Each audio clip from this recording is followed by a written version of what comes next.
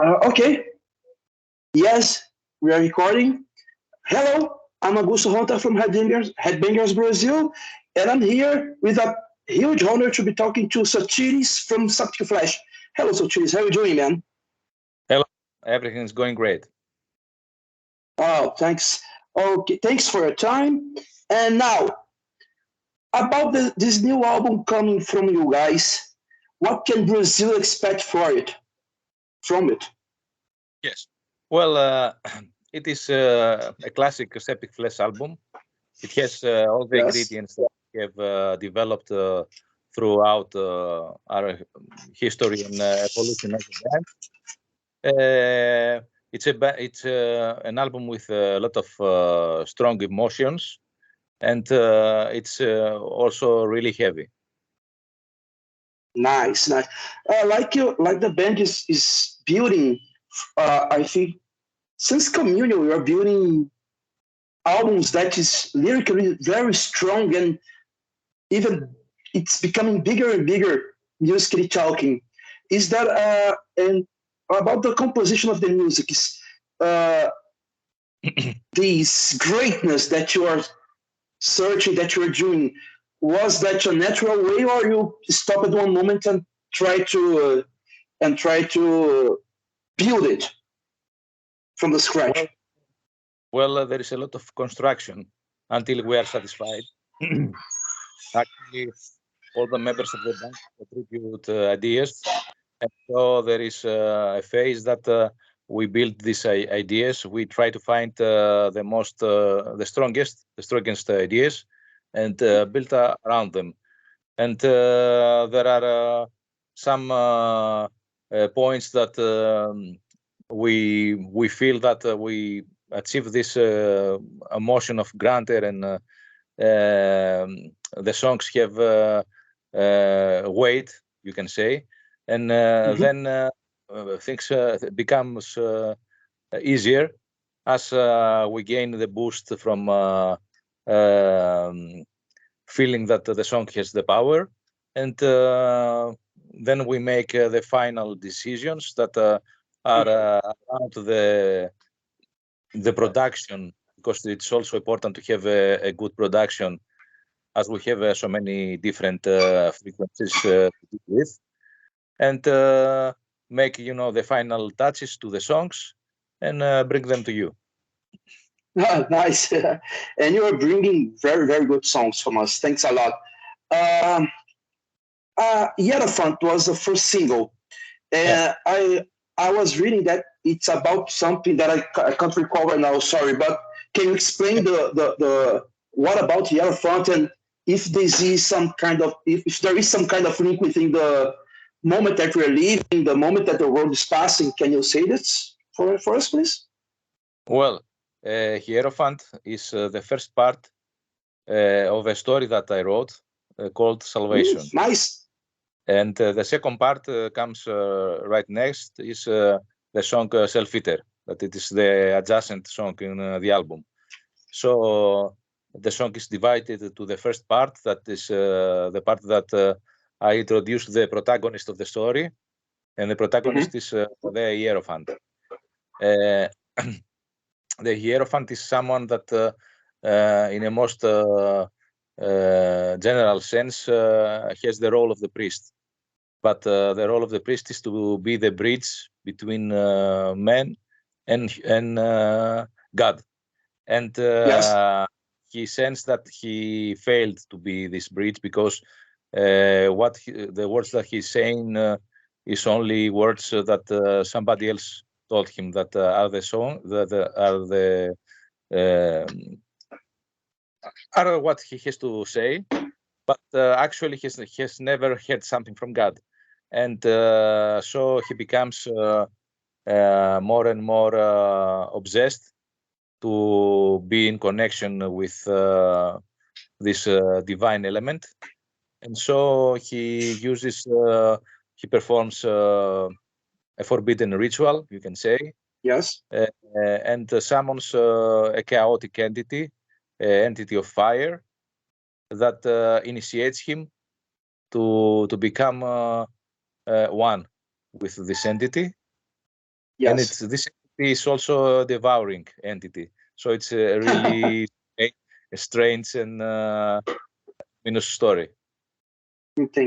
I got it. So I think that would be correct to say that if we take this character, this failed priest, and bringing it to the real world, we can correlate him within a lot of personalities, right?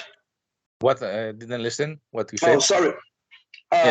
I'm thinking that if you call this character, this failed priest from the Hierophant, and we correlate, we link this one within the reality of our world, we can find a lot of characters, in every part of the world that will be a failed priest too. Am I wrong? No, you're right. You're right. I tried to create a character that will be someone that is not beyond the scope of reality. I always also try to wear the shoes of the characters that I create. It's essential for me to be on the thinking and on the position of the character in order to bring something more intense and authentic to the story. And I had some real instances in my mind, you can say. Nice, man. And I want to talk now about your release, your live album release called Inferno Sinfonica, and it is one of the greatest experience that I had watching a home video live from a band, and it was it's incredible, man. And do you think that would be possible to SepticFlesh do this kind of tour through the world? I know that would be very difficult, but could it be possible for you guys? Not in the way of a tour, but we want to repeat the experience with specific events to key countries, you can say, around the world. It was an experiment, you can say, and it was a really successful experiment. It had a really great reaction. We had a really great reaction, not only from the Mexican fans, but also from all around the world when they saw the live capture of the show. Of course, as I was there, it was 10 times more powerful experience, and the cameras cannot recreate everything, just give a glimpse of what happened. So it is something that we want to repeat, as you can imagine. Of course, unfortunately, right now, the situation is unstable. And, there are so many expenses, and it's difficult logistically thing to pull out correctly. So we have to wait for the appropriate chance again. But definitely we want to continue in this form of entertainment. Oh, nice. Thanks for making me hear this, because I saw SepticFlesh alive. I think that was 2018 when they came to Brazil within Flash God Apocalypse. And it was a huge experience, huge experience. And like you've said, it is impossible to the cameras to capture everything that is happening and all the feelings and the emotions that is passing through and going through the air in the house in that night. But knowing that you could be able to bring it more times again, it fills my heart with hope that it came to Brazil once. Yeah, why not? If we have the proper proposal, and because it's a matter also to present it as we want, not to make something cheap, to bring it as it must be. If we have a proper proposal, why not? Why not? Yes. Okay. Let's come back to the new album, because when I was listening to There's a Throne, your second single released, I got some links within the Enemy of Truth from Codex Omega, because in the Enemy of Truth you're talking about a false prophet, You were talking about false prophet and fake news and things that we are living right now. And now in Does a Throne, you were talking. I managed to understand my way that you were talking about the results for believing in this guy. You know, it will be right to say that Does a Throne is some kind of continuation of following steps from the other song, from Enemy of Truth. No, not exactly. But both of the songs are my thoughts about reality as it has become right now. And the reality is complex. Mankind has managed to use modern means of power and communication in order to do some really strange guidance to the masses. And also, you can say that although mankind has an unparalleled power, considering the past, it uses this power not for truly evolving things, but for keeping down things, for keeping a more primitive attitude to the people. And this is a big problem, because in that way, when something really bad happens, we cannot make the right decisions. And now with the virus, we saw that countries were